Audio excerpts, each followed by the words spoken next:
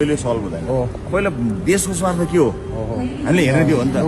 अनि त्यसपछि आफू जहाँ फिट हुन्छ त्यहाँ आफूलाई कहाँ फिट हुन्छ भनेर अनि चाहिँ देशलाई नै बन्धक बनाएर राख्ने त हामी त्यस्तो पोलिटिसियन होइन नि हाम्रो जेनेरेसन त्यो होइन राजा त्यो होइन सबभन्दा पहिला हामी विकास हुनु पर्यो कि दाइ त्यो भएपछि कन्ट्री फर्स्ट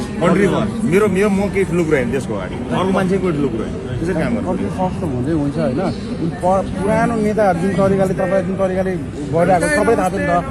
होइन त्यसलाई चाहिँ के चिज गर्नुपर्ने हुन्छ कि अब युथ भनेको तपाईँहरूमाथि जति पनि बालन सरमाथि हाम्रो अब कुलमान सिंह सरमाथि जुन आशा छ जति जेनजी जति पनि गुमाएको छ नि तिनीहरूलाई चाहिँ अबको चुनावले चाहिँ एउटा राम्रो चाहिँ हुनुपर्छ जस्तो मलाई लाग्छ स्टेबल गभर्मेन्ट चाहँदैन स्टेबल गभर्मेन्ट हुन्छ पिपुल गभर्मेन्ट हुन्छ यो अन्नेसरी यो फोहोर छ नि यसलाई एकचोटि क्लिन गर्नु पर्यो नि त पहिला ट्याक्सेस हान्नु पर्यो क्लिन स्विप गर्नु पर्यो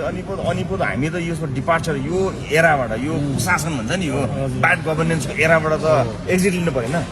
हामी अहिले फर्स्टमा त्यो गर्ने हो त्यसपछि अरू कुरा हुन्छ फर्स्ट एक्जिट सबै क्लिन गर्नु पर्यो त्यसले जो मिल्ने आफ्नो ठाउँबाट दुई स्टेप अगाडि बनाउनु पर्यो नि कन्ट्रीलाई अगाडि सार्ने आफू पछाडि हट्ने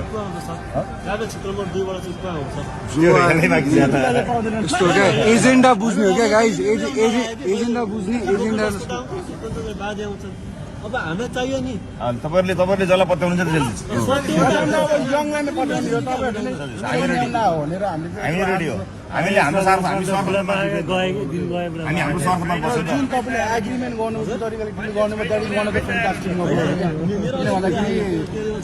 सेम अहिले आइरहेको छ नि अस्तिको तपाईँहरूको जुन सहमति भयो तिनवटा पार्टीको त्यसले त कति तपाईँलाई पनि पब्लिकली कति हाइपमा हुनुभएको थियो तपाईँ सो एक्सपेक्टेसन त जुन हामीमा तपाईँमाथि छ नि वी होप द्याट हामीले चाहिँ जुन तरिकाले सोचेका छन् त्यो रिजल्ट एकैचोटि नहोला अपकमिङ 5 इयर्स नभए 10 इयर्स लिडरले चाहिँ के सोच्नु पर्यो भने पिपुलको थट प्रोसेस र लिडरको थट प्रोसेस अलाइन त हुनु पर्यो नि त जनता एउटा सोच्छ नेता अर्को सोच्छ त मिलेन नि त अहिले हामीले जे गरेर तपाईँले सोचे जस्तो भयो नि होइन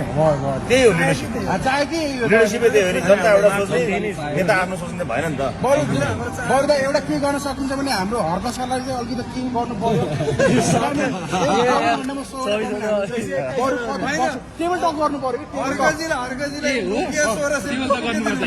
बसेर के रहेछ उहाँको गर्नुहुन्छ कताबाट पुस्तिका चाहना नै गर्नु मिलाएर लानु पर्यो तपाईँहरूमाथि दिलीप छ तपाईँलाई हाम्रो दिलीप छ हामीलाई नेपालको युथ छ दिलीप छ ल चार तारालाई एयरपोर्टमा हल्ला गरेर पाइन्छ